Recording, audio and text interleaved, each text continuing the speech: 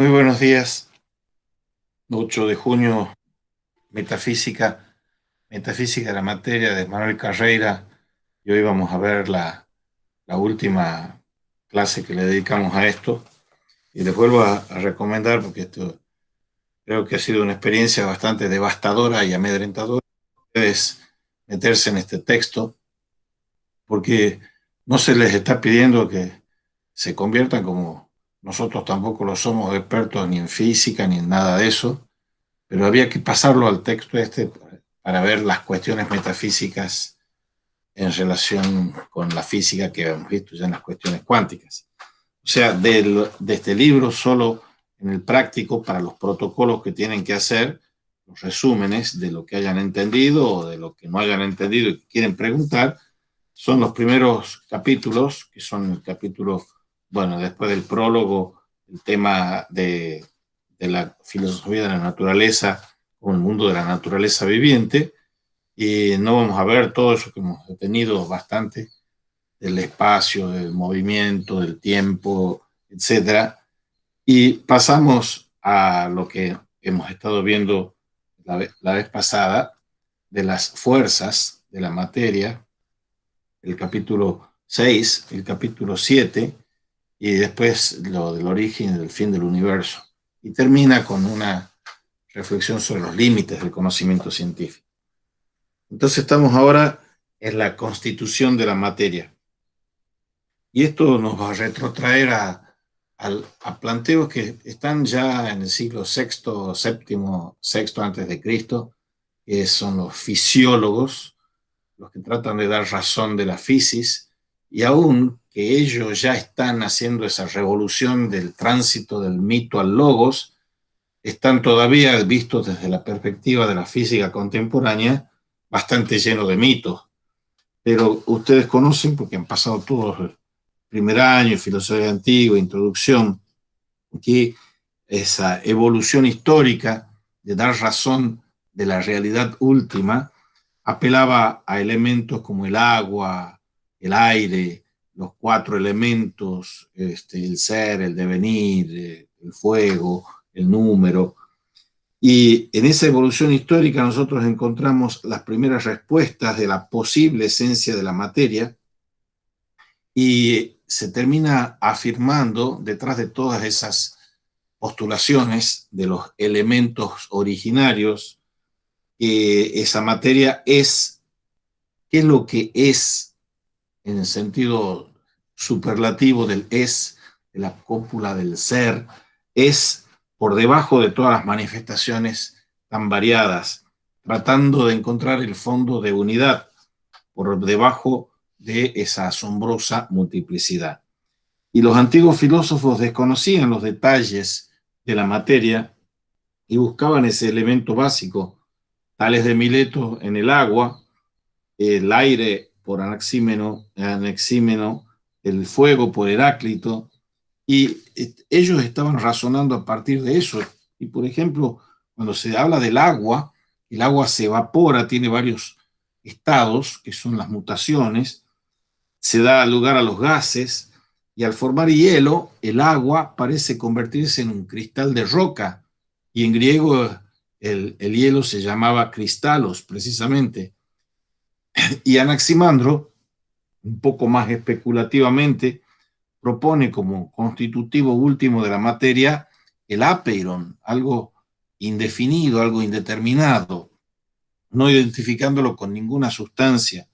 Y a mediados del siglo V, Empédocles propone los cuatro elementos básicos: agua, tierra, aire y fuego. Y en el siglo V aparece también una primera teoría de la composición de la materia a partir de elementos o unidades indivisibles, lo que entonces se llamaba átomos. Átomos es sin partes. Por supuesto que eso se viene en la modernidad dividiéndose muchísimo, y los átomos que yo mencionaba eran seres muy compactos que chocaban entre sí, pero necesitaban esos seres el lugar donde chocar, que era el vacío. El vacío es esa nada presupuesta, ese vacío presupuesto para que se puedan dar las interacciones de esas materias presuntamente indivisibles. Ahora, en esta concepción de los números de formas posibles, en Demócrito y Leucipo, que son estos atomistas, son infinitas esos números de partículas o átomos. Y la posición análoga, pero en el otro andarivel, es la de Epicuro, del siglo IV antes de Cristo, que dice que no son infinitas, sino que son finitas. Y la física intentaba comprender de un golpe toda la estructura de la materia. La más compleja de las concepciones de este tipo es con Aristóteles, con la teoría hilemórfica. Hile es materia o madera y morfé es forma, que todos los seres individuales, concretos, todas las cosas, diríamos nosotros, están compuestas de materia y de forma. Y eso era para explicar de un modo más acabado y veraz por qué se daban esas cosas que eran los cambios. Los cambios no estaban contemplados en esas concepciones pre-hilemórficas. El concepto de cambio exigía que algo permaneciera y algo cambiase, una cierta permanencia y una cierta alteración. Y así se llega a la teoría de la materia prima, la proteile, la materia prima, que es común a todos los seres materiales. Hay una materia prima y hay una materia segunda. La materia segunda es la del ente concreto, que es la materia informada, la materia más forma. Pero la proteile es esa pura potencialidad, ese puro no ser, pero poder llegar a ser, que está constituyendo todas las cosas, todos los entes. Ahora, con esta concepción, en la teoría del cambio sustancial, la forma es la que era la fuente de las propiedades que determinan la identidad de una nueva sustancia. La forma es la que actualiza la potencialidad de la materia. Acto, potencia, forma, materia. La forma es al acto lo que la materia es a la potencia. Y se podría decir que la materia es materia por tener materia prima y fuente de extensión y otras propiedades no específicas. Y es tal materia por la forma sustancial, que es puramente activa y tiene manifiesta actividad. Y esta teoría filosófica, hilemórfica, el hilemorfismo, de las raíces griegas hyle, materia, madera, y morfé, forma, era útil para explicar las transformaciones drásticas, como las de un trozo de madera que se convierte en ceniza y humo al quemarse, o la de una materia no viviente en parte de un ser viviente en el caso de los alimentos. Y en todo esto se ve un cambio de propiedades. Y era aquí necesaria dar una razón de un nuevo modo de existir propio de la materia viviente. Y la interacción física que producía el cambio debía destruir la forma previa y producir la nueva forma extrayéndola de la capacidad o potencia. Esto permaneció así desde el siglo IV hasta el siglo XVII, cuarto antes de Cristo, hasta más de 2000 años permaneció así. ¿Qué es lo que cambia en el estudio de la constitución de la materia? La cuestión del avance o el desarrollo de la química, pasar de la alquimia a la química a partir del siglo XVII, porque en la química se va gestando como combinaciones de proporciones constantes o múltiples que llevan a revivir la teoría atómica. Cada cuerpo simple, que es un elemento químico, se podía dividir solo hasta un tamaño mínimo. Luego, con el desarrollo de la física, identificando la carga eléctrica y la masa propia de cada átomo, se hace posible predecir las propiedades de los compuestos a partir de los componentes. En resumen, si de eso saltamos a las discusiones actualísimas, postmodernas o del siglo XXI en la física, vemos que esos elementos simples, los átomos se subdividen casi abismalmente, uno podría decir, en numerosas partículas menores en las que están siendo reducidos. Y esas partículas nuevas no forman parte de la materia como constitutivos normales, como veíamos antes en el Ile-Morphée, sino que tienen una existencia muy efímera, y cientos de esas partículas están clasificadas en tres familias principales, que se llaman los bariones, los mesones y los leptones.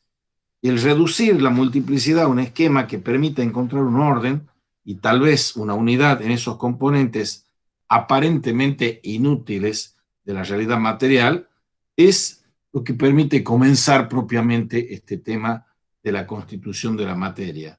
La ciencia exige simplicidad en sus explicaciones. Es tal la ramificación y la multiplicación de esas subpartículas subatómicas que se llega a una concepción, una teoría que permite explicar las partículas como agrupadas en leptones, que son electrones y neutrinos, y quarks, leptones y quarks, que también son tres generaciones. Y los quarks son indetectables directamente y componen los bariones y los mesones que responden a la interacción nuclear fuerte. Acuérdense que hablábamos de las cuatro fuerzas gravitatorias en la gravitatoria, en la materia, la electromagnética, la nuclear débil y la nuclear fuerte. Estamos aquí con los elementos de la fuerza nuclear, que esos quarks y esos leptones dan pie a este concepto tan contraintuitivo, que es el concepto de antimateria. Antimateria. Y hay que añadir, además de todo esto, las partículas portadoras de campos, como especialmente el fotón, el glutón, todas esas cosas. Y esto da pie a las teorías que se discuten hoy, que son la de las supercuerdas, por ejemplo, etcétera.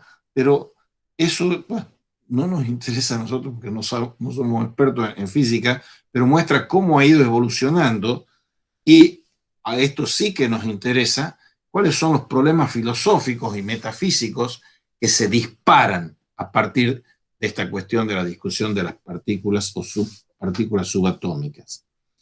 Lo que se puede afirmar con cierta certeza científica y con toda la falibilidad del caso es que el trasfondo de toda esta variedad de las partículas subatómicas es que todas las partículas tienen en común el ser transformablemente en energías.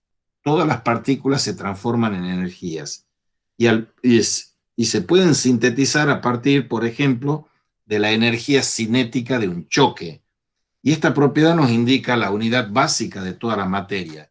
La unidad básica de toda la materia es entendida en el sentido explicado de que todo aquello que muestra alguna interacción por esas cuatro fuerzas de la física es lo que constituye propiamente la materia. ¿Y cuáles son los problemas filosóficos y metafísicos que se desprenden de esto? Tengan en cuenta la distinción entre epistemología y filosofía de la naturaleza. Aquí estamos entrando en filosofía de la naturaleza, no en una variante de la teoría del conocimiento.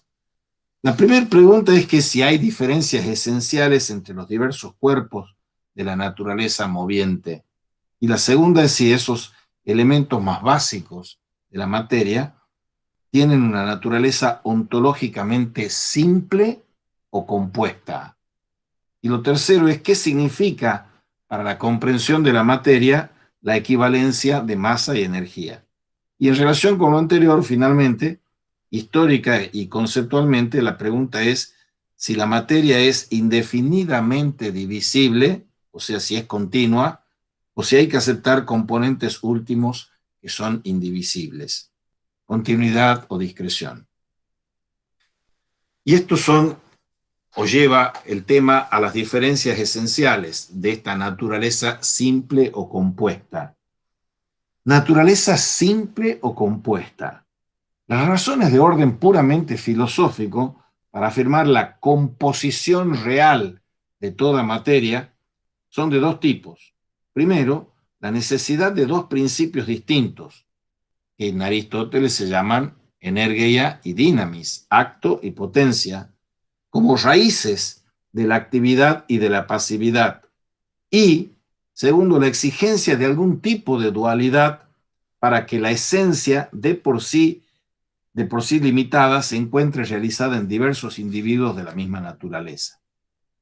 Todas estas mutaciones de orden conceptual que distinguen actividad y pasividad como dos categorías opuestas no prueba necesariamente una composición real. Es posible hablar entonces de capacidades activas y pasivas del espíritu humano. El espíritu humano, el que es paciente y agente, intelecto posible, intelecto activo.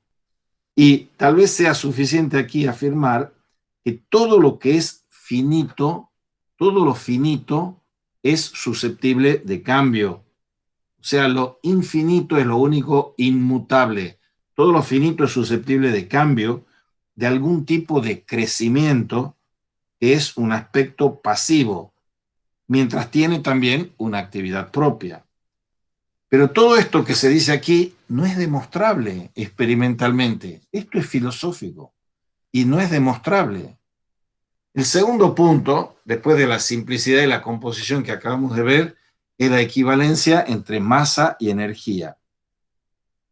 Esta diferencia insalvable que estamos presentando aquí entre las partículas, que son impenetrables, dotadas de masa, fuente de fuerzas diversas, entre partículas y energía, que siempre debía ser una propiedad de esas partículas y no tendría una entidad propia la energía, en la física moderna hay que admitir esta dualidad entre onda y corpúsculo a todos los niveles del mundo microscópico, onda y corpúsculo.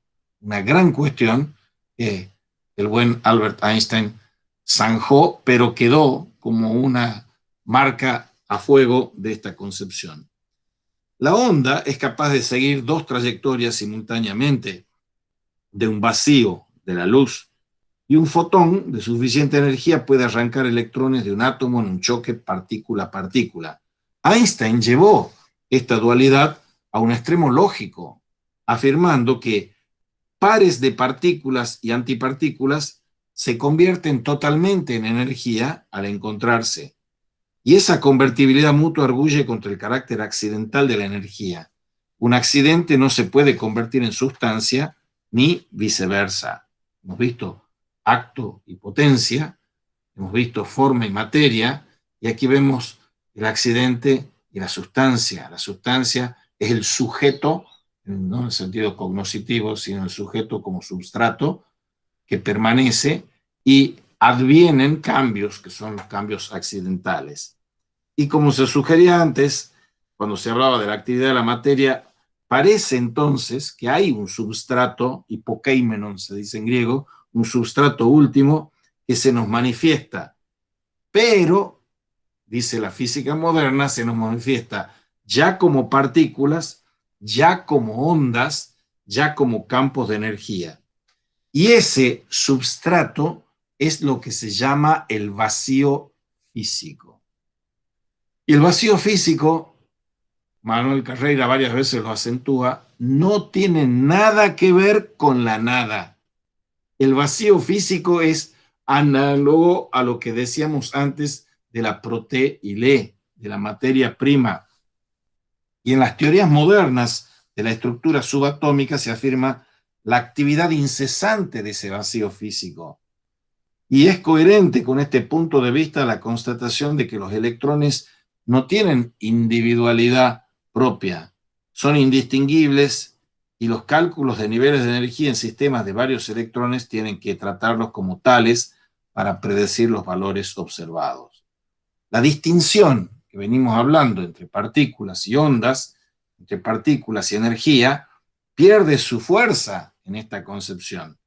Y se puede pensar que se está introduciendo, sin pretenderlo, una composición ilemórfica, como la que veíamos aristotélica, pero más universal y profunda que la ya rechazada vacío físico. en el papel de materia prima y sus distorsiones actuando como forma sustancial. Vacío físico, materia prima, mutaciones, cambios, es la forma sustancial que produce la variedad observada en la materia. Y de nuevo, el vacío físico existe, no es el de Leucipo y Demócrito, que es la nada, es, y es una realidad material el vacío físico. Y eso es absolutamente contraintuitivo para nosotros. El vacío físico es una realidad material existente, capaz de actividad y capaz de pasividad. Y esto nos lleva a la cuestión de la divisibilidad de la materia.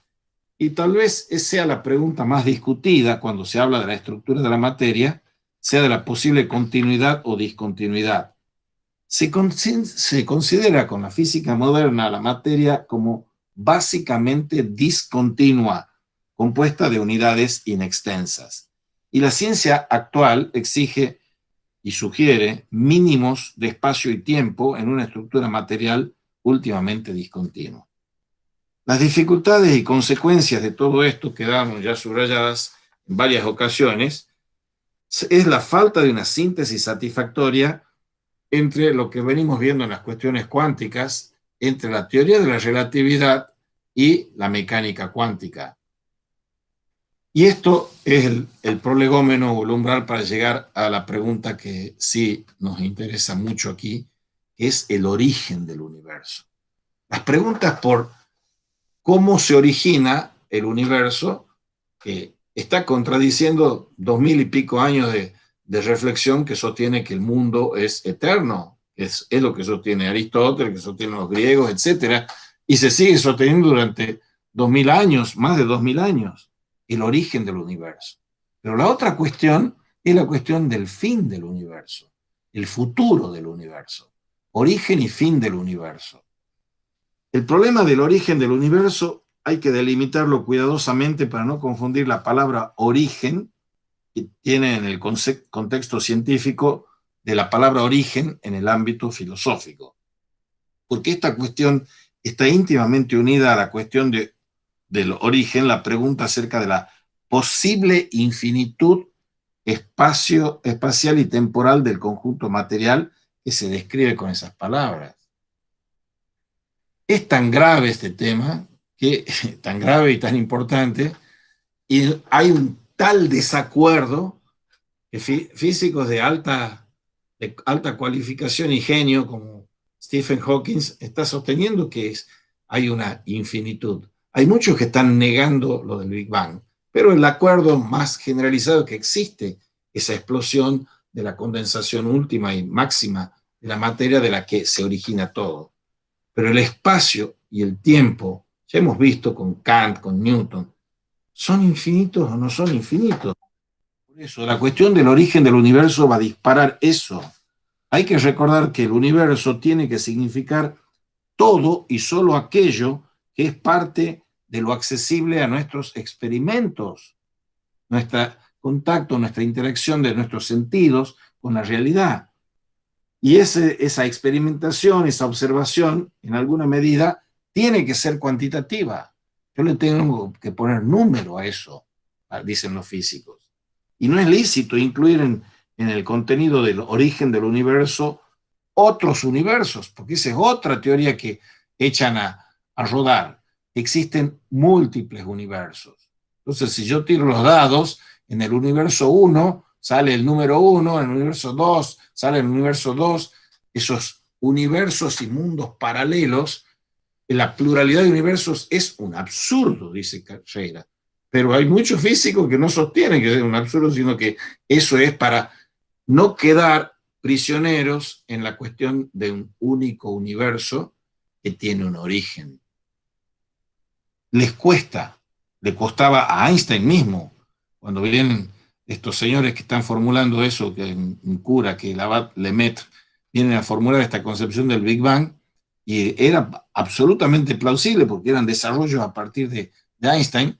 Einstein le dice, bueno, pero lo que ustedes me quieren hacer pisar el palito de que yo acepte que hay un creador del universo. Y de eso vamos a hablar. Una vez que uno delimita el contenido del término de origen, el contexto científico de la palabra origen del universo, es claro que el universo presenta a nuestra observación estructuras de diversos niveles que evolucionan como sistemas físicos según leyes que indican la uniformidad de la materia y su actividad en todo lo conocido. Y el siguiente paso se enuncia como necesario para el trabajo científico sobre la totalidad del universo, asumiendo que el entorno accesible a nuestra observación es representativo de todo lo que existe. Y esa homogeneidad del universo va unida a su isotropía.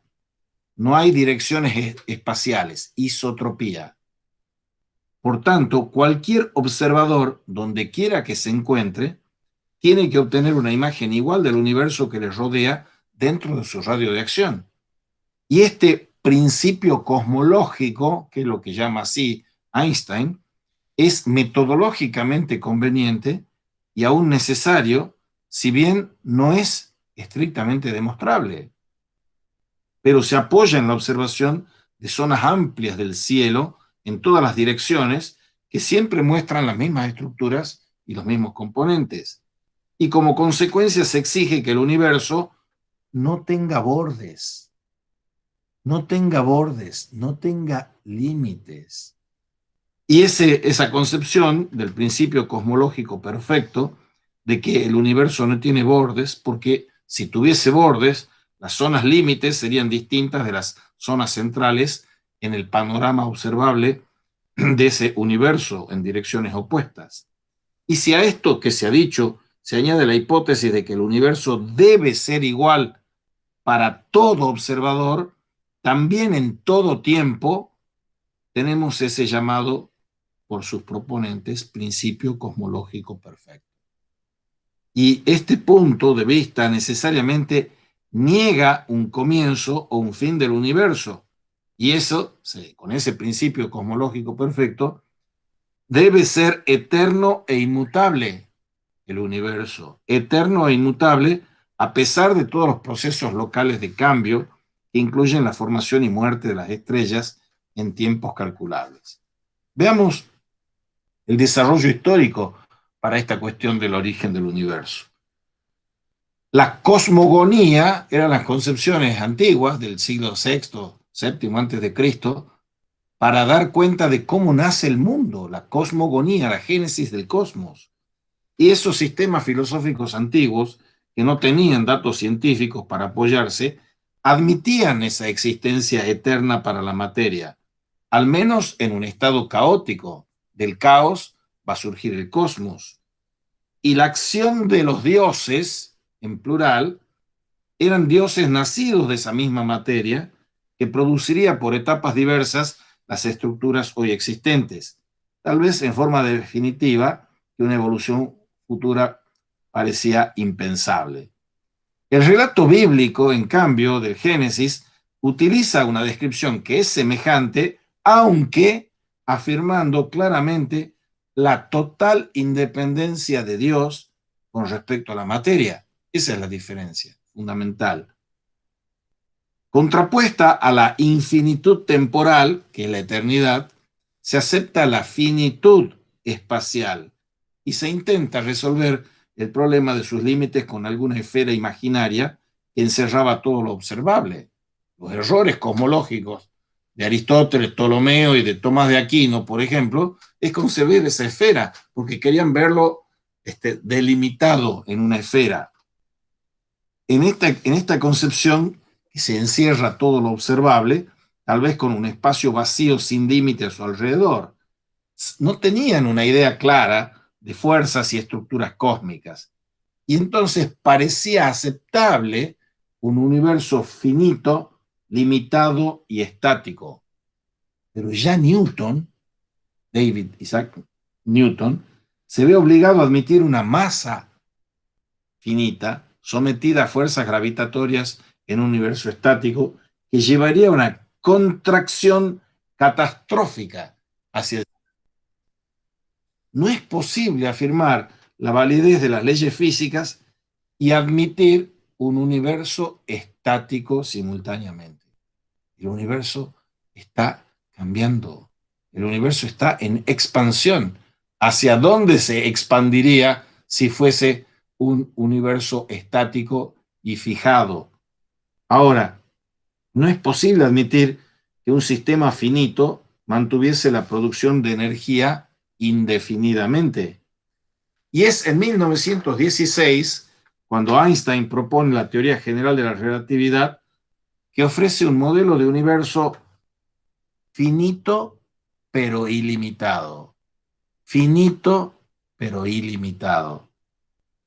O sea, al decir que es finito e ilimitado, es un universo que puede decirse y hablarse, como se habla hasta el día de hoy, que está en expansión, Big Bang, o en contracción, Big Crunch, en medidas de tiempo inmensas, no infinitas, pero inmensas, porque es limitado.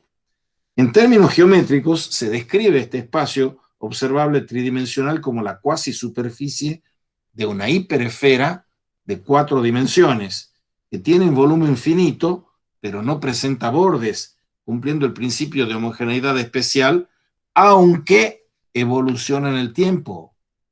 Los datos experimentales que había en esa época no apoyaban este modelo de Einstein. Y Einstein introdujo Einstein introdujo una fuerza repulsiva hipotética, que era la constante cosmológica.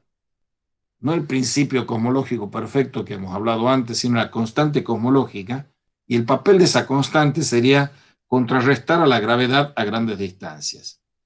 Y el refrendo, la corroboración experimental de estas ideas originales de Einstein, lo aporta el descubrimiento de Hubble, H-U-B-B, B larga, B larga, L-E, que a fines de la década del 20 y del 30 dice que las muestra que todas, de ahí vienen los telescopios y los observatorios Hubble, muestra que todas las galaxias fuera del grupo local de las galaxias locales muestran un efecto Doppler en su espectro que tiene una interpretación obvia como indicativo de una velocidad del alejamiento proporcional a la distancia del observador.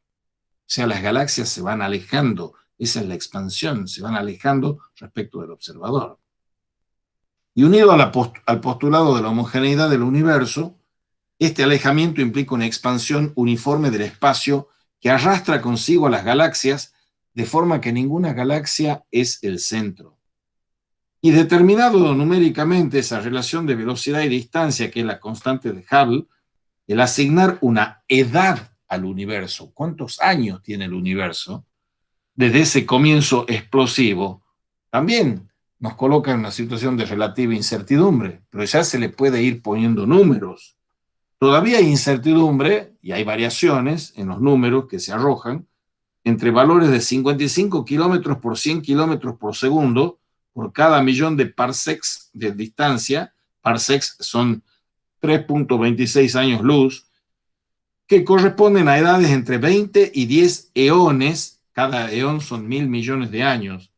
Medidas recientes, sobre todo con observaciones realizadas desde órbita terrestre, el telescopio Hubble que les mencionaba, han reducido el margen de error hacia un valor aproximado de 70 kilómetros por segundo por millón de parsecs. Y una edad desde el Big Bang, sería la edad del universo, de 14 eones, 14.000 millones de años aproximadamente. Eso es lo que durará. Y nosotros con nuestros efímeros 70, 80, 100 años de vida que pudiéramos obtener, veremos esos miles de millones de años y decimos, bueno, qué problema tan abstracto que están tratando estos físicos. Pero esa es la cuestión del origen y del fin del universo. Y con diversas formulaciones matemáticas y diversos modelos de evolución, estas hipótesis se han ido afianzando cada vez más, a pesar de que muchos cosmólogos se resisten todavía a aceptar ese comienzo del universo que implica preguntas metafísicas acerca de la razón de su existencia. ¿Qué había antes de eso? Premios Nobel están en esa trinchera. Por esa actitud y por dificultades originales de compaginar edades con cálculos de evolución estelar, Fred Hoyle, Bondi y Gold propusieron en 1948 una teoría del estado estacionario o de la creación continua basada en el principio cosmológico perfecto. Y tanto desde el punto de vista físico como filosófico, las alternativas estas exigen un comienzo de la materia. Ese comienzo de la materia hay que llamarlo, dice Carreira, creación. Comienza la materia. Y ese comienzo de la materia es o se daría en un solo acto en el pasado o en multitud de actos en forma continua a través del tiempo. Pero si fuese multitud de actos en forma continua durante el tiempo, el universo como totalidad podría ser eterno, al menos en cuanto a los datos experimentales no serían una prueba de un comienzo. Pero ¿cuáles son los datos experimentales? La comprobación experimental que permite distinguir entre el modelo estático y el evolutivo tiene tres predicciones opuestas. Uno, no hubo una fase primitiva de alta temperatura y densidad. El espacio debe contener solamente una relación atribuible a las estrellas. Dos, la abundancia relativa de los diversos elementos tiene que explicarse solamente en términos de evolución estelar. No hubo una etapa de síntesis nuclear previa a las estrellas. Y tres, no debe encontrarse ningún tipo de objeto astronómico en el pasado lejano, visible a gran distancia, que no se encuentre igualmente en el presente, visible en nuestro entorno cercano. Todo esto nos lleva a otro tema capital de la discusión física y metafísica, pero inicialmente es física. La discusión de cuáles son las condiciones iniciales en las que se habría dado este proceso.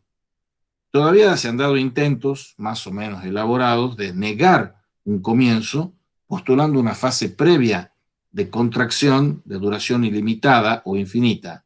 Al darse las condiciones de altísima temperatura y densidad del Big Bang, toda huella de esa hipotética fase anterior quedaría destruido y sería siempre imposible saber nada de ella.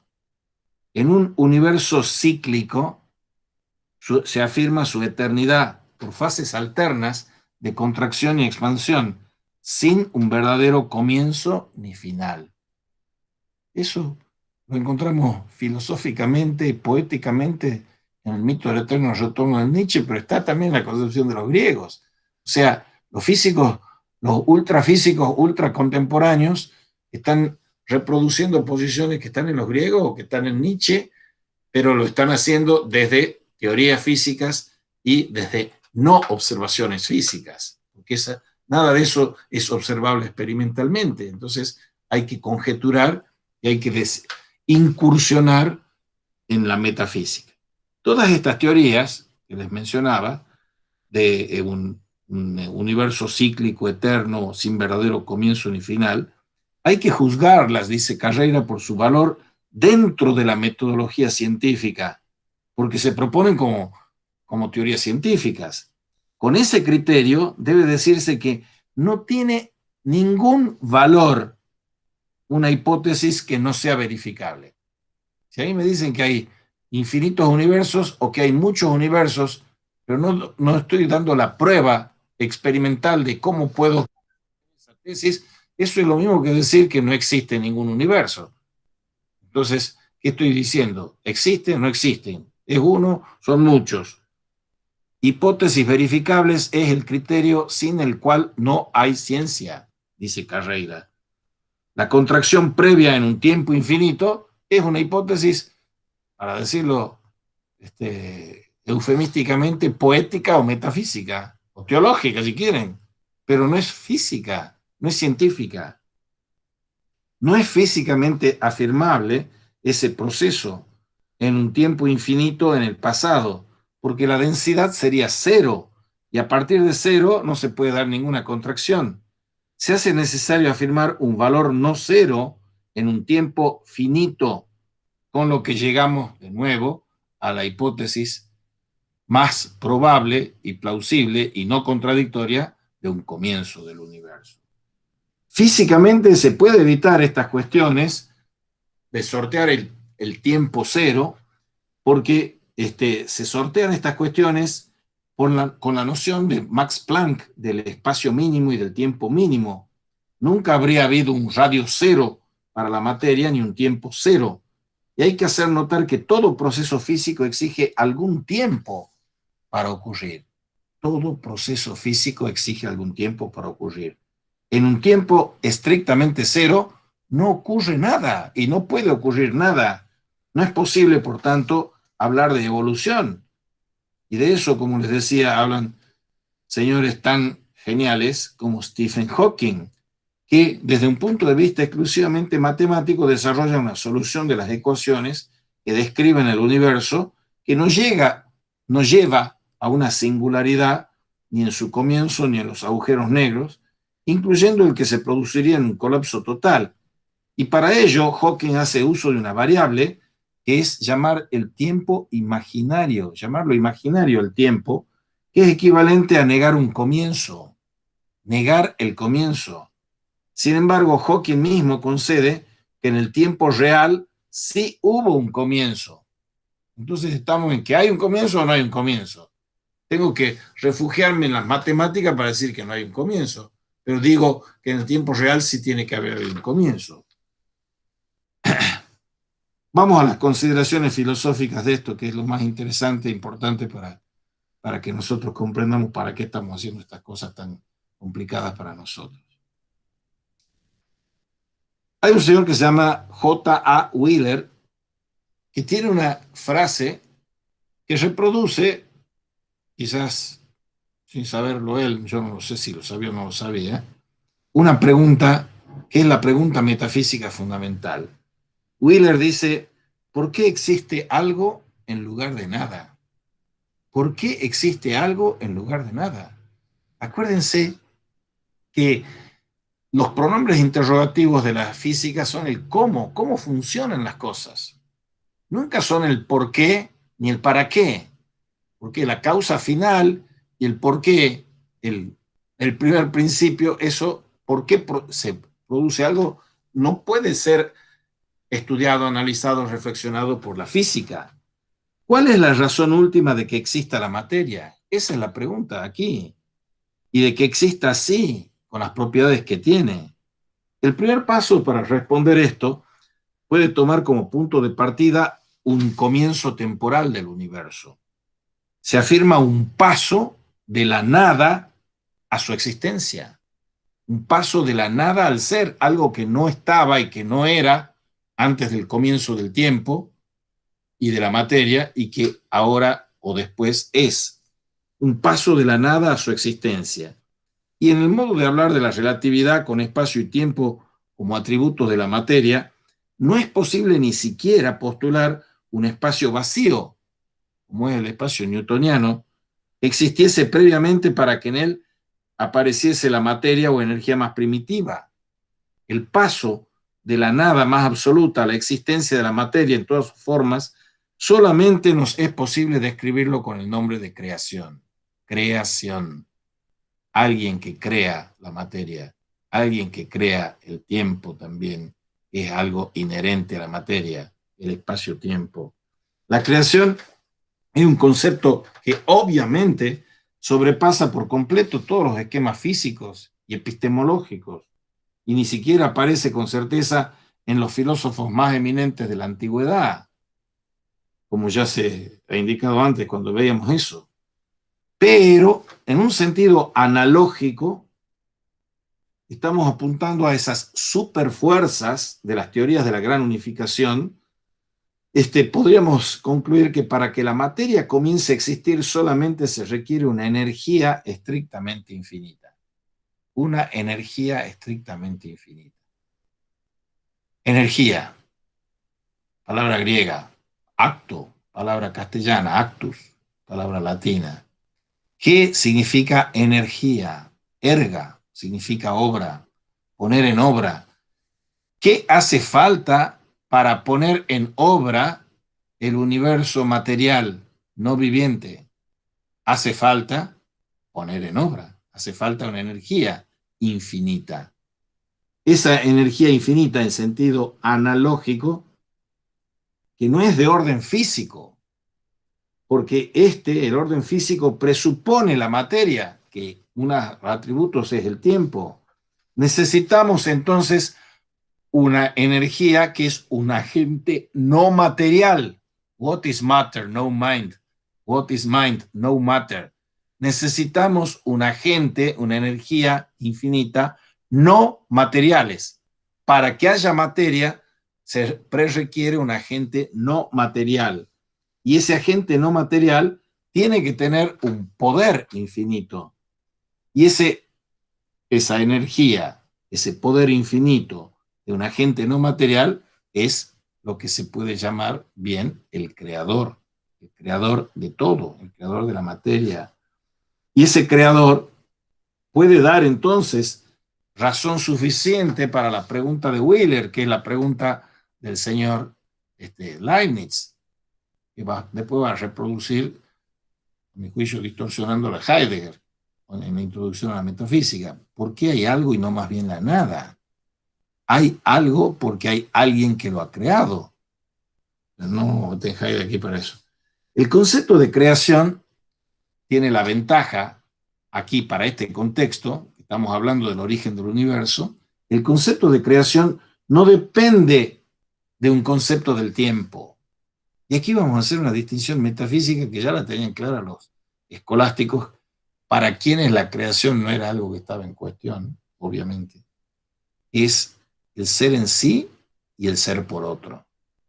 Ya están, es una evolución y un desarrollo de lo que está en Aristóteles, pero la diferencia abismal entre Tomás de Aquino y Aristóteles es que la acogida o la recepción de Aristóteles es desde el subsuelo o desde el suelo de una concepción creacionista. Reiteramos, el concepto de creación no depende de un comienzo en el tiempo. Todo lo que no tiene en sí mismo la razón suficiente de existir debe recibirlo de otro la existencia. ¿Yo tengo la razón de mi ser en mí? No. Yo he recibido la razón de mi ser de otro. En sí mismo es in se, de otro es ab alio. La inseidad es que yo tengo la razón de ser en mí mismo. La ab aliedad es que yo tengo la razón de mi ser o de mi existir en otro. En términos filosóficos, esto que se dice in se y ab alio, lo que es in se es necesario, eterno, universal, inmutable. Y lo que es avalio es todo lo contrario, es mudable, finito, temporal, etc. Lo que es necesario se opone a lo que es contingente. En términos filosóficos, lo que es contingente o no necesario exige una causa que últimamente tiene que ser necesaria por su misma esencia para no caer en una cadena infinita de causas intermedias.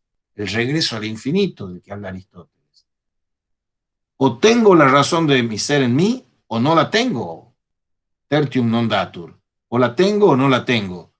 Si la tengo, soy infinito, soy eterno.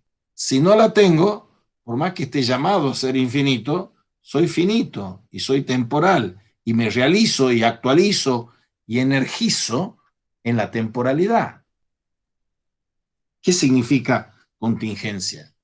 ¿Y cómo se percibe esa contingencia?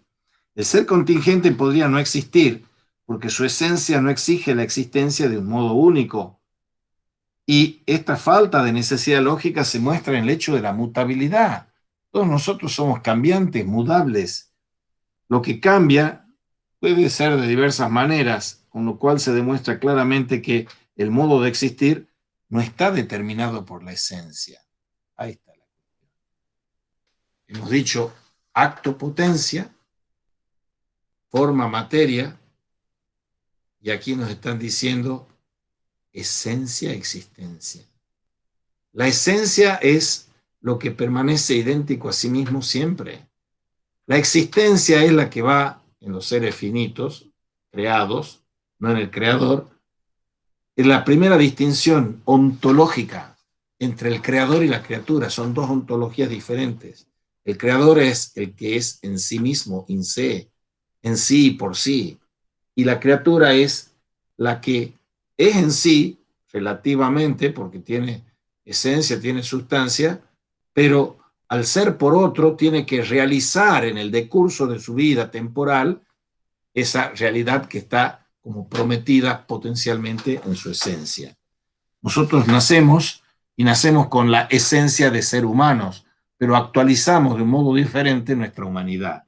Por eso lo que es mudable es contingente y todo ser contingente exige como causa suficiente última un ser necesario. Que la materia es esencialmente mudable no es discutible. Y así llegamos a la afirmación del universo que es como contingente y por lo tanto creado, porque tiene que recibir su existencia de un ser no material. Y esa afirmación es independiente del tiempo y es igualmente aplicable aún en el caso hipotético de un universo eterno. Por eso es poco profunda y falta de contenido filosófico la afirmación de Hawking al decir que si el universo no tuvo comienzo, no es necesario exigir un creador. Ahora, como dice el propio Wheeler, ese de algo y no nada, es que hay que postular o pensar o hablar de una mutabilidad que implica ajustabilidad.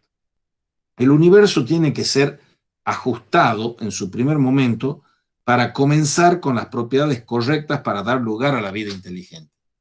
Es un argumento fundamental para ver lo que significa si todo lo que nosotros vemos en el universo, mundo, es creación o es fruto del azar. Pero no menos, sino más importante aún que eso, que es importante y lo veremos, es el fine tuning, el ajuste fino. Pongan en YouTube ajuste fino del universo y le van a salir todas las posiciones a favor y en contra del ajuste fino. Eso se origina aquí. El ajuste fino que vamos a explicar ahora significa que las condiciones iniciales del universo tenían que ser de tal precisión mensurable que solo ellas hiciesen posible un universo habitado por vida inteligente.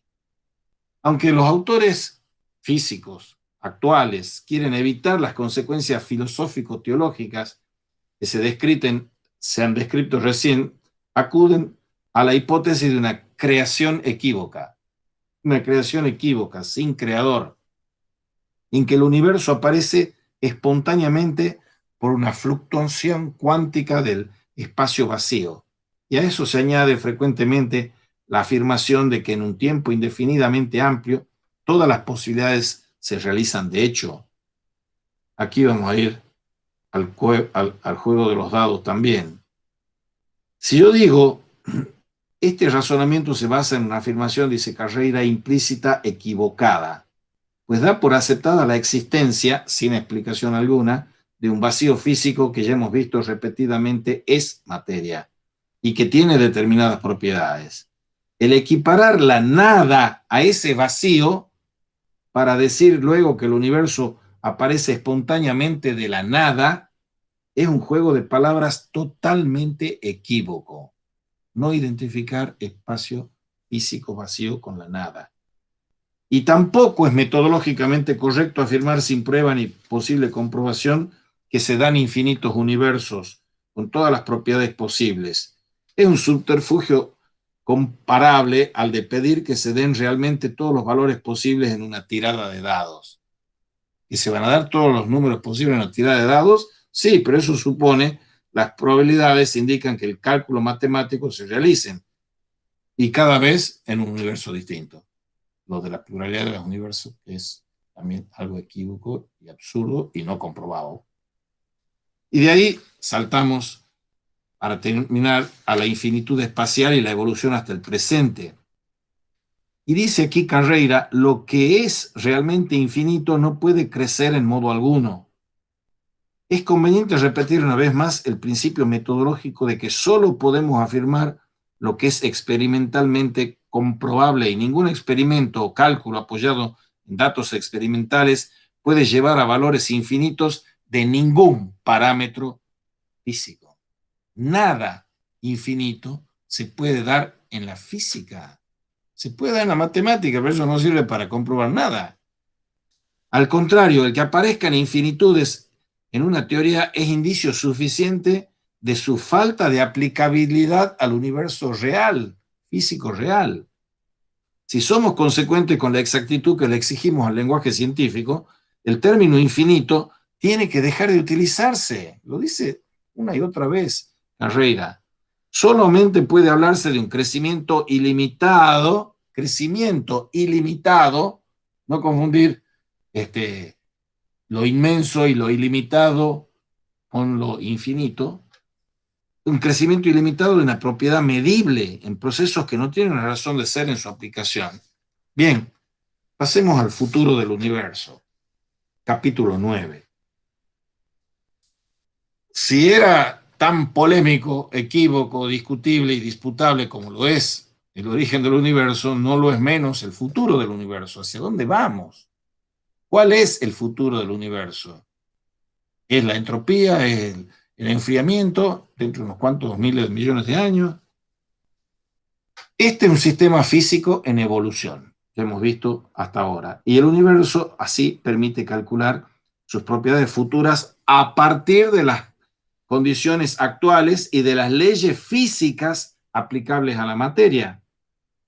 La Tierra, se dice, debido al agotamiento del hidrógeno en su núcleo, va a sufrir un aumento progresivo de temperatura que puede hacerla inadecuada para la vida en unos 500 millones de años.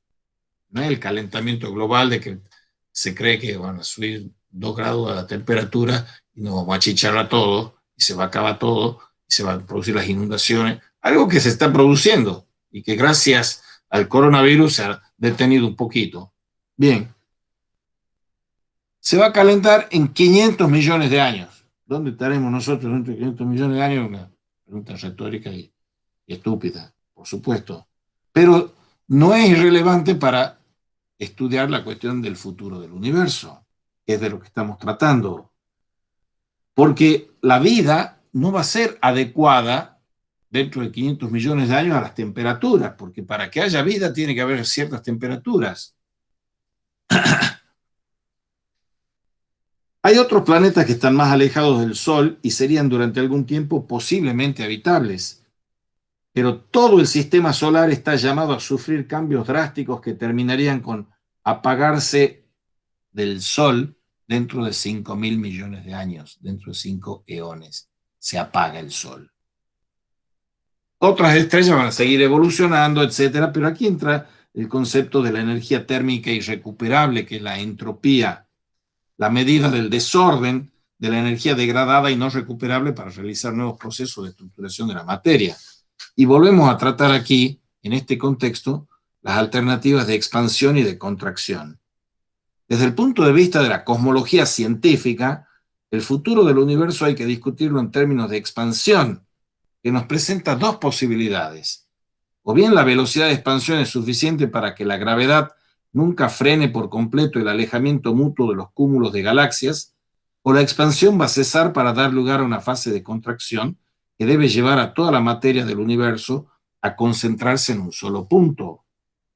Y es necesario aquí introducir un capítulo fundamental que recién ahora está teniendo, incluso para escritos de divulgación, una difusión bastante amplia. Es necesario aquí aceptar la existencia de una gran cantidad de materia oscura, una materia que no es detectable directamente y de composición desconocida.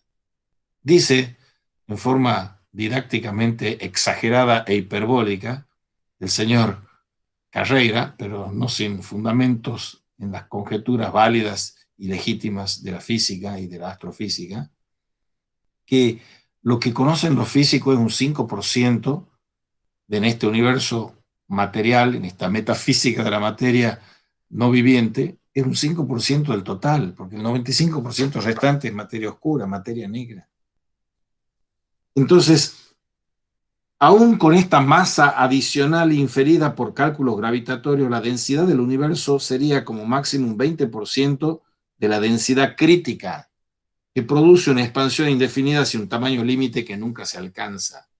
Todas estas opciones son indiferentes filosóficamente porque en ningún caso se sugiere que la masa tenga que superar a la crítica, con lo que la predicción del futuro del universo sigue siendo su expansión, nunca totalmente frenada, sigue expandiéndose. Y eso nos habla de un universo abierto, no de un universo cerrado. Y el posible descubrimiento reciente de un aumento de la velocidad en la expansión como función del tiempo, atribuido a la constante cosmológica de Einstein, haría aún más definitiva la predicción de un universo abierto. Al final de un colapso de todas las galaxias se formaría un horizonte de sucesos separado del volumen de donde se contrajeron las galaxias. Y no se puede dar una erupción de materia para un nuevo Big Bang. No es que sean reproducibles al infinito o inmensamente los Big Bangs. Si se admite como hipótesis la sucesión de ciclos, todavía es necesario aplicar las leyes físicas a los parámetros y el resultado niega la infinitud que se intenta justificar. Hablar de plurales universos, de ciclos sucesivos, no es sostenible. Científicamente no es sostenible. Ahora, solo es compatible con el valor actual de la entropía un número finito de ciclos en el pasado, y el universo terminaría con un ciclo incompleto de tal equilibrio entre energía y masa que su volumen crecería asintóticamente al valor máximo predicho por la densidad crítica. Así pues, todo lo que es científicamente demostrable nos indica una evolución del universo hacia la destrucción de todas las estructuras que hoy observamos. Las galaxias, estrellas, planetas, terminarán como una colección de cuerpos físicos fríos y oscuros en un espacio cada vez más vacío. Pero la física no puede predecir el que la materia cese de existir. Puede mutar, pero no puede predecir que cese de existir. Y tampoco puede explicar el que comience. La física no lo puede hacer. Y mientras la materia existe, se va a dar como mínimo la pura actividad cuántica del vacío físico, acercándose más y más al cero absoluto de la temperatura. Y ahí vamos a la cereza del postre filosófico natural y epistemológico, que es el fin y la finalidad.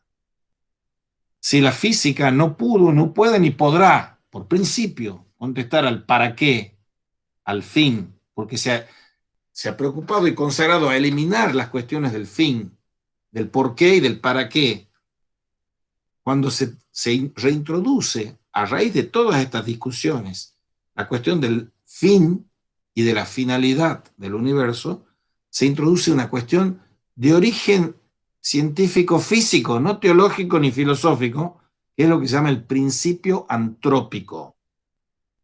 Esta muerte del universo que acabamos de describir produce, lógicamente, una sensación negativa de futilidad y de absurdo. ¿Qué razón suficiente se puede dar para que justifique nuestra existencia? Si vamos todos, como decía Jean-Paul Sartre, venimos de la nada, que es nuestro origen, y vamos hacia la otra nada, y nuestra corta y efímera y contingente vida es el chispazo entre esas dos nadas. Es la futilidad, el absurdo de la existencia. No tiene ningún sentido la existencia. Hay otros físicos que se preguntan de manera diferente y aventuran respuestas diferentes también a esa cuestión de la razón suficiente para la existencia y evolución de tantas maravillas físicas y también las maravillas que crea el hombre y que en él alborea la metafísica. ¿Por qué, si todo va a terminar en un fin desolador, tiene sentido aquello que nosotros sabemos y decimos que es una maravilla, este universo que nos rodea y las obras de los hombres cuando son maravillas? Y no se responde adecuadamente a esta pregunta, haciendo notar que la duración futura es todavía incomprensiblemente larga. Todo lo que termina es igualmente pobre de explicación, y así llegamos desde los datos de la astrofísica a una pregunta sobre la finalidad del universo. La finalidad del universo, el omega, desde el alfa, desde el origen del universo, alfa y omega, argé y eschaton. La finalidad del universo desde su origen. Y ahí buscamos la razón de que tenga las características que tiene. Observando este universo con las características que tiene, colegir, conjeturar en lo del origen que hemos visto y lo del fin que estamos por ver. ¿Cómo es ese trayecto hacia su fin? Ahí tenemos que buscar una respuesta a la aparente futilidad. ¿Es o no es fútil? ¿Es o no es absurda nuestra existencia efímera? Y como pregunta sobre un aspecto no medible, ni sujeto a comprobación experimental, hay que tratarlo de un modo filosófico o, coma, metafísico. Lo pone en cursiva. Es la metafísica la que puede tratar esta cuestión. No la puede tratar la física. Y hay diversos autores, como Carter, Gale y Wheeler, que han insistido en años recientes sobre esto que les he mencionado recién, el fine-tuning, el finísimo ajuste. ¿El finísimo ajuste de qué? De las propiedades iniciales del universo, necesario para que en él se haya podido dar la vida inteligente. Y este es el significado del principio antrópico. Todos estos señores son físicos, Carter, Gale, Wheeler, y ellos son los que formulan ese principio antrópico, que tiene dos formulaciones, un principio antrópico débil y un principio antrópico fuerte. En la forma más restringida, que es la débil, es casi tautológico decir que la vida inteligente existe, el universo tiene que tener las condiciones que hace posible que la vida inteligente exista, es casi una tautología. Pero el principio antrópico fuerte incluye una afirmación de la finalidad ya presente en este universo desde el primer instante, el omega que está presente ya en el alfa, por lo cual se crea el universo, la finalidad por la cual se crea el universo, y se crea con las características necesarias para que su evolución conduzca hacia la vida inteligente, haga posible la vida inteligente. Como consecuencia de todas las variables ajustadas que consignan aquí los científicos, la base científica de estos datos, con gran precisión, variables ajustadas con gran precisión y con un margen muy pequeño aceptable de cambio, existe el hombre entendido simplemente como animal racional. Así se deduce la finalidad del universo de los resultados calculables de variar apreciablemente sus parámetros. Cualquiera que sean las demás consecuencias, aparece como denominador común el que la vida inteligente no se daría. No es posible dar otra razón suficiente de tal conjunto de coincidencias, sino el que tal existencia del hombre esté prevista y buscada al determinar cómo será el universo. Autores que evitan recurrir a un creador como Wheeler se ven forzados a buscar un autor de esos ajustes iniciales.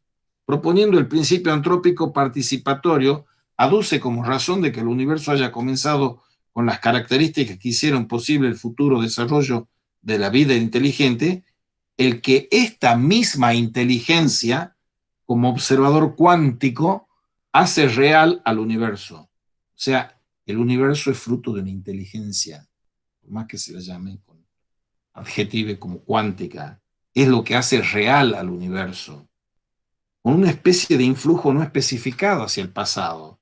No puede darse ningún mecanismo físico para tal influjo. Solamente se afirma que para ser real, cualquier universo tiene que ser conocido, de hecho, por algún observador inteligente. Sin inteligencia no hay realidad. No hay que confundir la inteligencia de los test de inteligencia nuestros con la inteligencia esta infinita de un creador o del que hace el ajuste cuántico fino. Esa afirmación de la realidad de cualquier universo conocido, de hecho, por un observador inteligente, implica la selección de las condiciones iniciales que requiere un agente. Se busca no en un creador omnipotente, en caso de Wheeler, y conocedor de lo que crea, sino en un efecto de tipo mágico, inconsciente, del acto de observar a la materia miles de millones de años más tarde. La existencia de este tipo de observador puede justificar, entre comillas, la existencia de ese tipo el ajuste inicial de los parámetros, pero roza el absurdo el atribuirle a la existencia misma de lo que es previo y necesario para la suya propia. O sea, estoy diciendo, ¿cómo es posible la vida inteligente? Y entonces estoy postulando un retorno al principio de lo que tengo que demostrar, estoy postulando una inteligencia. ¿Y de dónde sale esa inteligencia? ¿Es una emergencia de la materia? No, no lo es. Una vez más, dice Carreira, es necesario hacer notar que la afirmación no es propiamente parte de la física, porque no trata de algo medible ni demostrable experimentalmente. No estamos ante un principio científico, estamos ante un principio metafísico.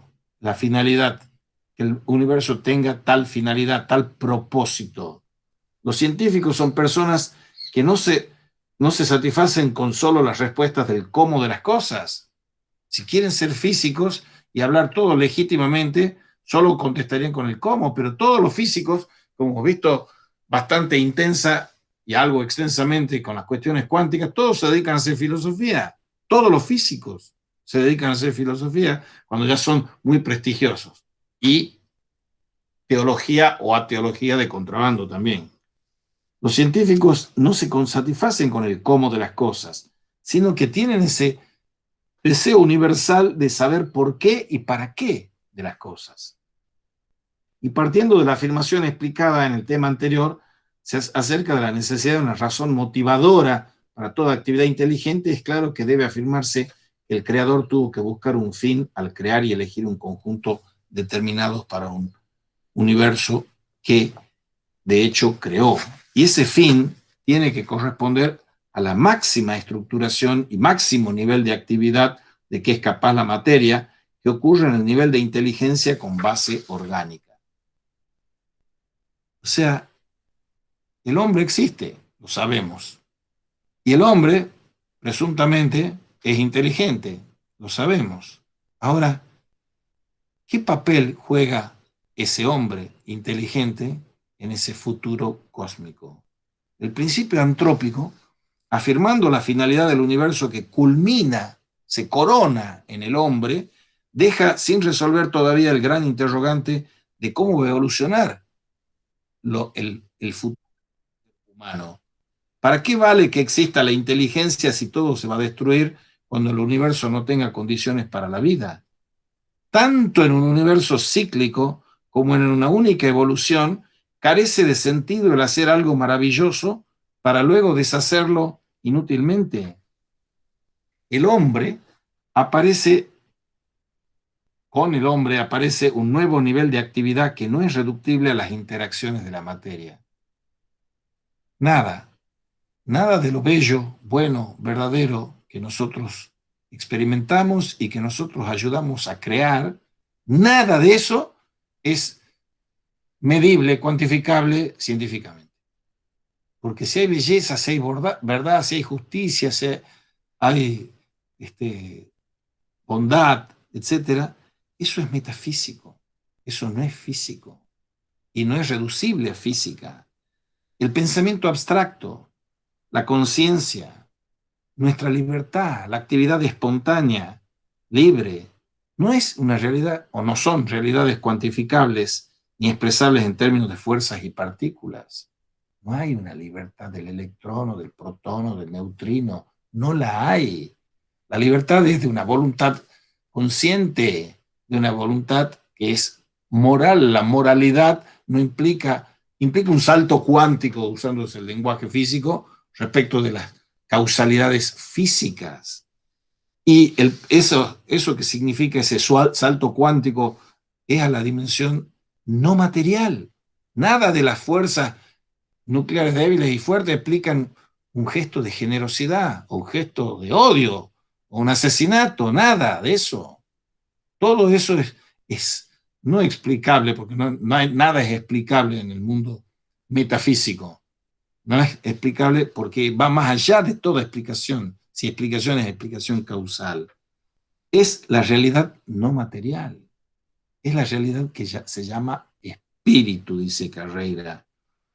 Hay un ser viviente material y va acompañado de actividad físico-química a diversos niveles, pero no puede establecerse una correlación entre el contenido de un pensamiento o el valor ético-moral de una decisión. Repito, no puede establecerse una correlación entre el contenido de un pensamiento o el valor ético-moral de una decisión y ningún parámetro material.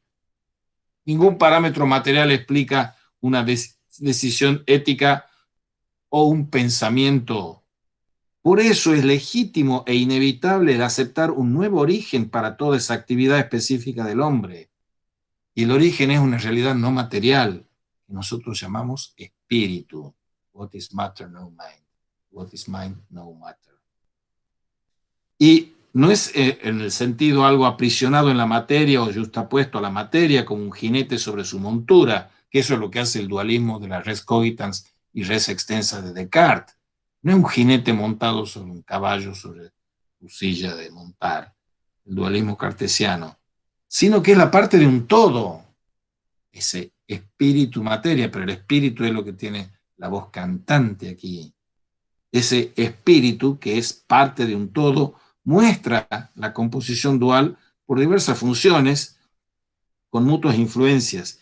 Y una vez que se acepta esta nueva realidad no material, responsable de la y libre del hombre, queda abierta filosóficamente, metafísicamente, la posibilidad de su supervivencia, aunque la materia pierda su estructuración, aunque se apague el sol, dicho en los términos metafóricos estos físicos, aunque la materia pierda su estructuración o que muera individualmente, la muerte individual de cada sujeto o la destrucción última del cosmos.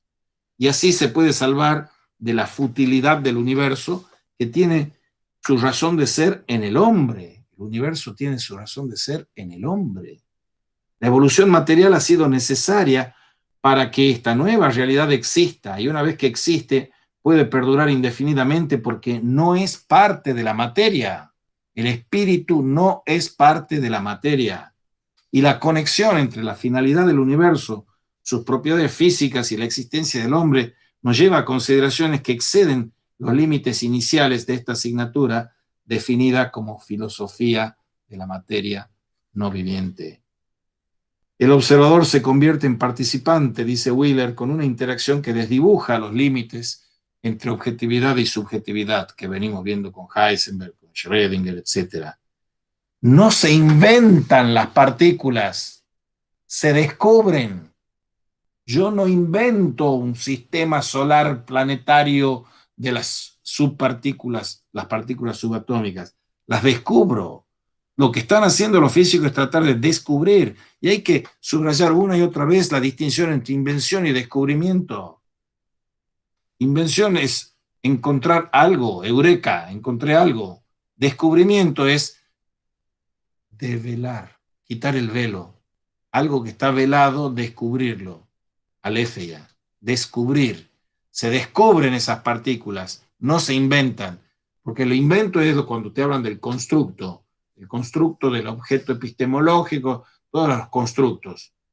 Esa fáustica soberbia de que yo soy el que produzco la verdad existe en las cosas también subatómicas. Yo no las invento, no las pongo, mal que le pese al idealismo trascendental de Kant. Terminemos esto del fin. No existe el hombre en abstracto, sino una multitud de seres inteligentes concretos, y todos con igual derecho a determinar el pasado desde el hombre, de las cavernas hasta Einstein. Terminemos esta clase y este libro, así galopado a campo traviesa, con el capítulo 10, los límites del conocimiento. Volvemos a recapitular lo que estaba en el primero y lo que ha venido dándose en el desarrollo. Se han encontrado problemas que no tienen solución ni intuitiva ni satisfactoria, y hasta dónde es posible avanzar con nuestra experimentación y raciocinio. Todo nuestro conocimiento se origina por la interacción con el mundo externo mediante las sensaciones. Y cuando conocemos el comportamiento de un objeto y sus características obvias, sabemos lo que es la esencia.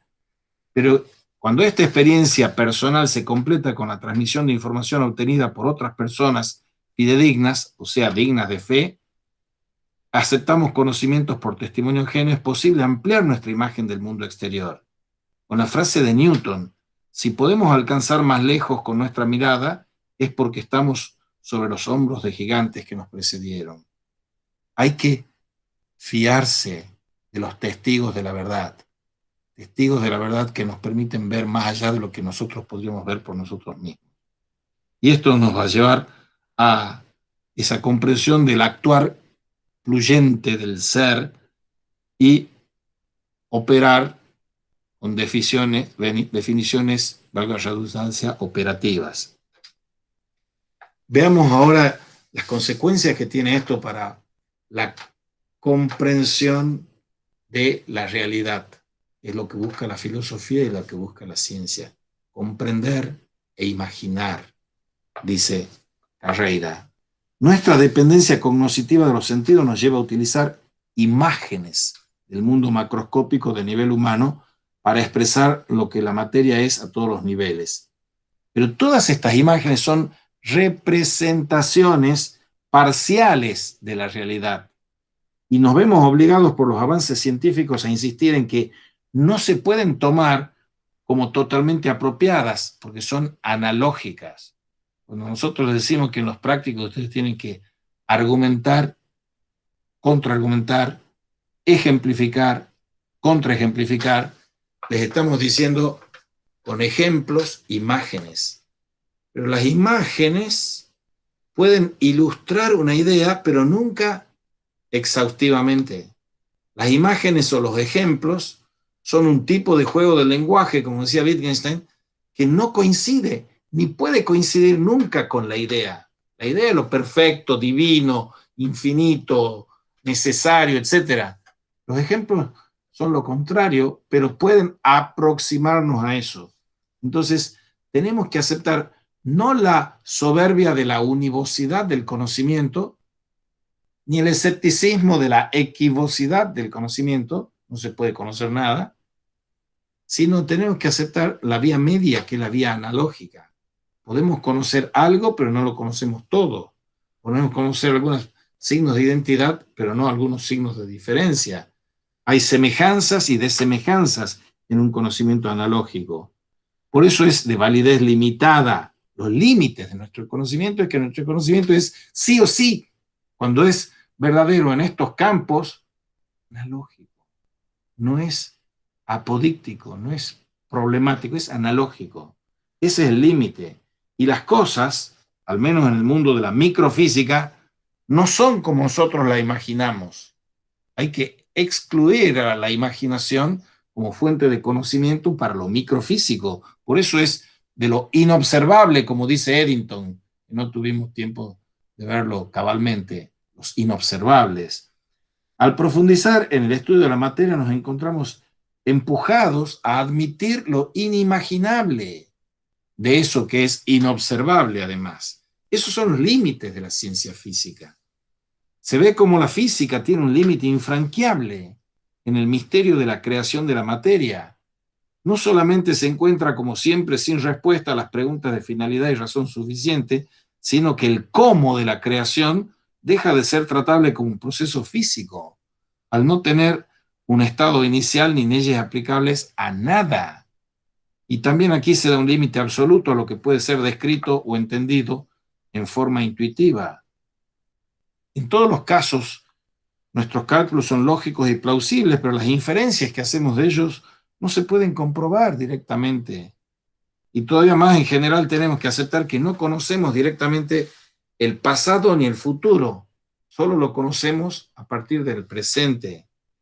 Si ahora incluimos, para complejizar más la cuestión, la realidad del hombre como parte del universo, con toda la riqueza de los fenómenos del conocimiento y de la actividad libre, es claro que la ciencia experimental no es suficiente para explicar ni siquiera su propio quehacer científico. O sea, si uno está estudiando atentamente la filosofía de la naturaleza, comprenderá que la filosofía de la ciencia, la epistemología, tampoco se puede justificar a sí misma. Las realidades son intangibles en matemática, pero nosotros podemos aplicar una explicación materialista, la matemática, a una sinfonía musical o a un poema lírico, porque recordemos que la materia es todo y solo lo que tiene una actividad explicable por las cuatro interacciones. Y no es posible dar razón de la existencia ni del valor de lo que hemos mencionado, música, el poema, etcétera, por ningún tipo de atracción o transformación atribuible a esas fuerzas. Y ahí nos somos conducidos a la pregunta de qué es el hombre. Y se ha insistido a lo largo de la historia del pensamiento en monismos opuestos, afirmación de un principio único, en reducir la realidad total a solo espíritu, son esos angelismos y espiritualismos, o a solo materia, son los variopintos muestras de materialismo, pura materia o fuerzas de materia. En particular, cuando intentamos explicar la inteligencia como resultado de procesos evolutivos, se habla de la conciencia y el pensamiento como un epifenómeno de la materia, como algo que emerge de la materia, como espontáneamente. Todos los estudios de la materia o a partir de la materia que nosotros podamos hacer nos pueden llevar, en el mejor de los casos, a lo que ahora se los aplaude con bombos y platillos, a las ciencias cognitivas y a los estudios del cerebro. Pero los estudios del cerebro, por muy avanzados que estén y están, son de materia, materia más o menos organizada. El cerebro no es el espíritu, mind, matter. El cerebro es materia, la mente es espíritu. Entonces, nada que yo haga desde la materia me puede explicar. Bien, no es demostrable la cantidad de tejido cerebral como relación directa con la inteligencia. No se verifica esto entre los diversos individuos de la humanidad. La mayor cantidad de circunvolución en la corteza cerebral que se da en el hombre también se pueden dar en un delfín o en un chimpancé, pero esos animales no decimos que son inteligentes.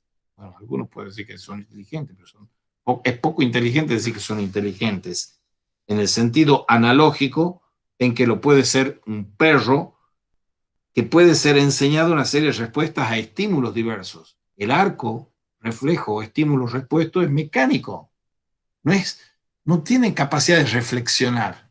En el mundo animal no hay ni una palabra, no existe ni una palabra escrita o hablada. Los loritos no hablan. Siento desilusionado porque creen que el lorito, qué inteligente que es, no hablan. Porque para que haya lenguaje articulado tiene que haber inteligencia. Sin inteligencia no hay lenguaje. Y los lenguajes de los animales son lenguajes en sentido analógico, pero no son lenguajes inteligentes. Entonces, no nos da ninguna indicación de pensamiento abstracto. La mente de un chimpancé, de un delfín, o la fina arquitectura de la colmena de las abejas. Porque no tienen sensibilidad artística, no tienen pensamiento abstracto, no tienen conceptos de ética, ni el bien, ni la verdad, ni la belleza, nada de los trascendentales que están en todo lo que es actividad inteligente, sensible del hombre. Todo esto es propio de la inteligencia estricta del hombre. Ahora, nada puede emerger de donde no existe. La inteligencia no puede emerger de la no inteligencia de la materia. Ahora, no es posible afirmar ningún tipo de mínima conciencia o inteligencia para un electrón o un átomo. No es que está pensando por qué orificio voy a pasar, cuál es mejor y hace el cálculo. Con un lenguaje antropomórfico se menciona la memoria de los ordenadores. Dice, tiene tantos gigabytes o terabytes de memoria, que una memoria, ahora están haciendo computadoras cuánticas. Eso no es memoria. La memoria es una facultad espiritual, no es una facultad mecánicamente reproducible. Se habla de la memoria de las computadoras, a pesar de que la memoria es estrictamente una función de la conciencia con SC. Hay un gran físico que no es creyente, sino agnóstico, que se llama Roger Penrose, que tiene un libro que se llama La mente del emperador. Y si hoy ustedes buscan y leen y se asoman a literaturas como la de Yuval Harari, están hablando a troche y moche del futuro de la humanidad, regida por inteligencias artificiales, por robots, la robótica, la inteligencia artificial como la panacea de todo, hasta la muerte va a dejar de tener su triunfo sobre nosotros porque existe la inteligencia artificial.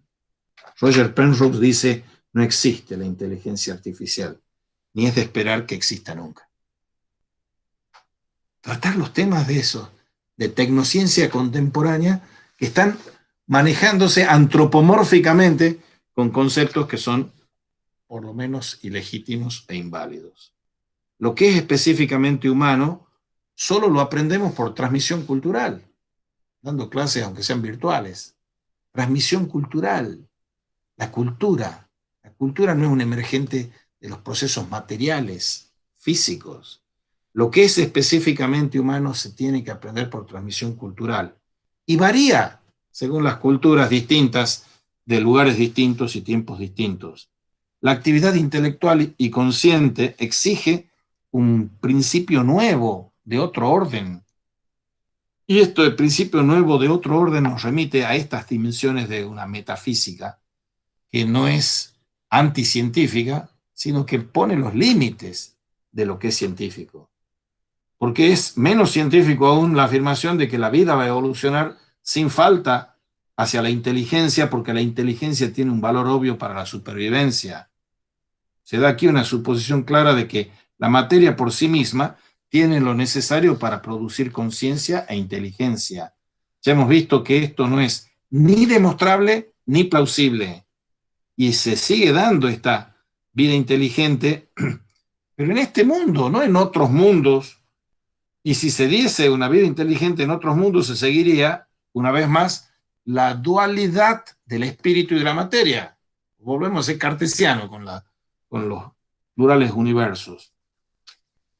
Bueno, ya los he torturado suficientemente con esto, lo dejamos ahí.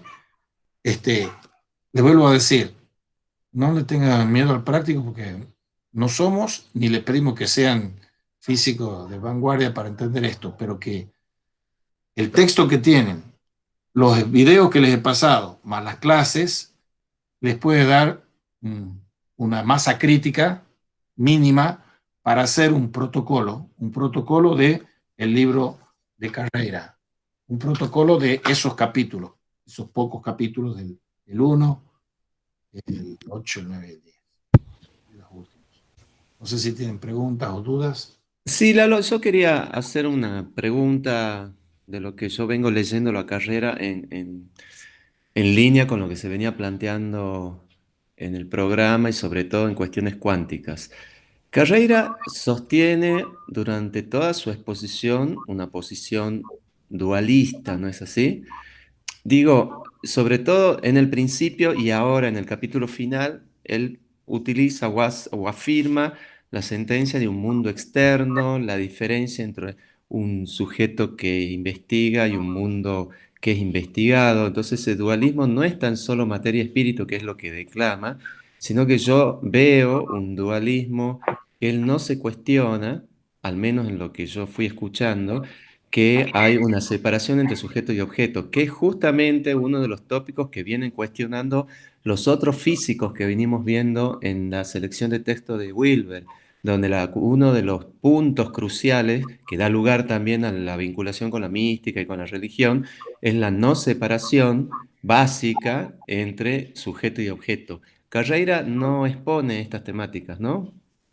Yo diría que sí, porque no podés afirmar la primacía del espíritu sin afirmar la primacía.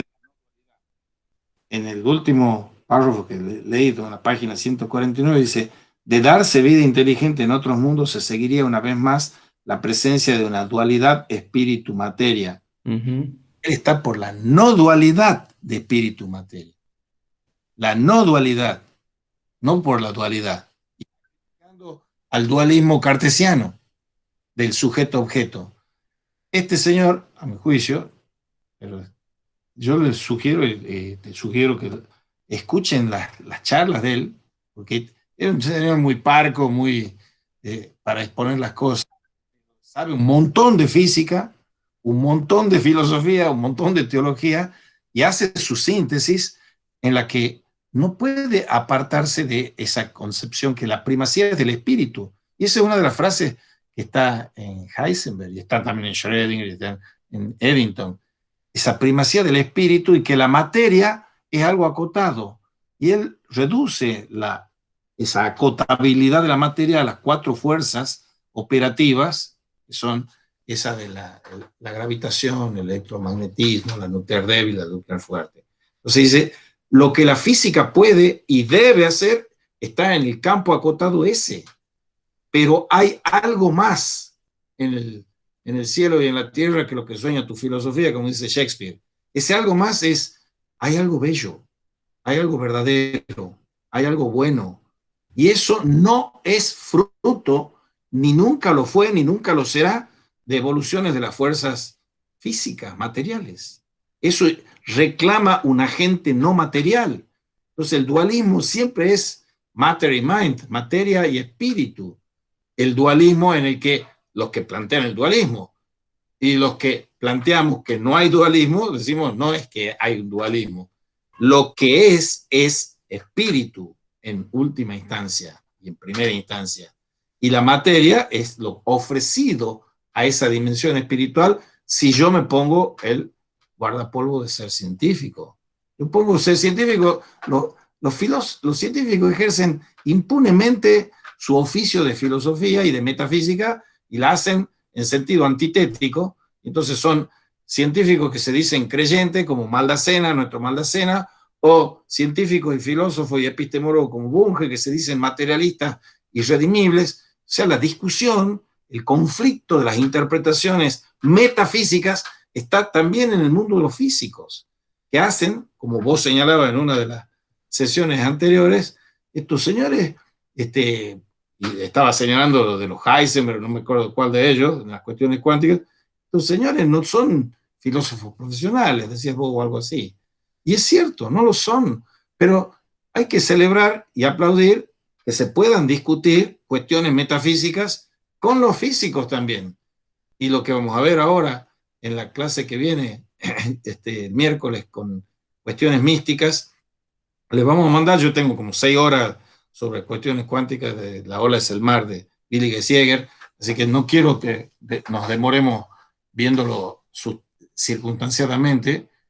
Escuchen esos programas, van a tener bien acabada. Él está diciendo eso, que la mística va a salvar a la teología y la metafísica va a salvar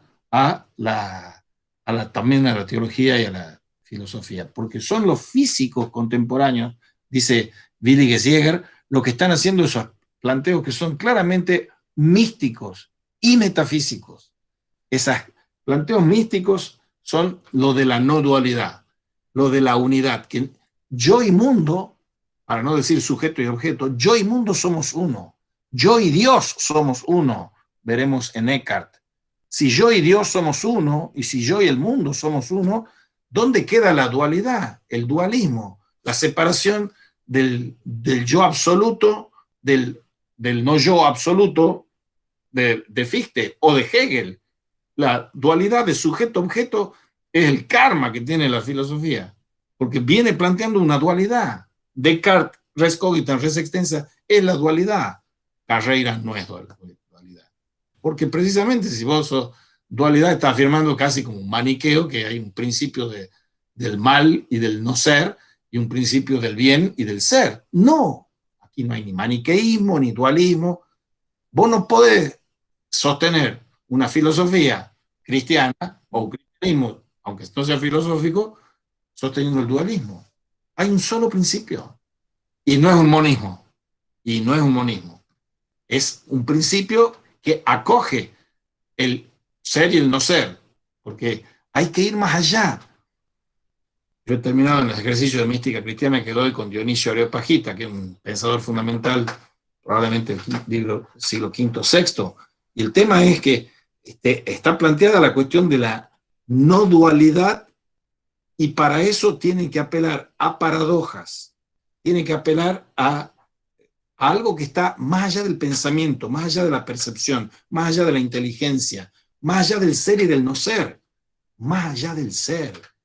Esa que veremos en Nicolás de Cusa, que lo sigue a Dionisio, ese más allá, la supraesencialidad, que también está en Platón. En Platón, la idea del bien es la idea máxima porque está hiperusía, está más allá del ser. Entonces, ir más allá del ser y del no ser, ir más allá de la inteligencia y de la comprensión, todo eso implica este ejercicio que es, vemos, orillado por los cuánticos, asumido por estos físicos filósofos como Carreira y refrendado por los místicos que veremos ahora. Así que no sé si eso aborda lo que vos estabas preguntando, pero para mi respuesta muy corta y directa, Carreira no es dualista. Bien, sí, en realidad va más por el lado de la mística, pero ya después lo voy a reformular cuando veamos lo de la mística en los próximos textos. Perfecto. Yo les voy a ir mandando las clases que ya tengo grabadas o a través de Fabián o de César sobre eso y voy a dar una sola clase de las cuestiones místicas. Tienen el texto para leerlo porque también se los ha mandado. Es sumamente provechoso y fructífero para ustedes que lo vayan leyendo los textos. Bueno, muchas gracias. Nos estamos viendo el miércoles de Ovolente.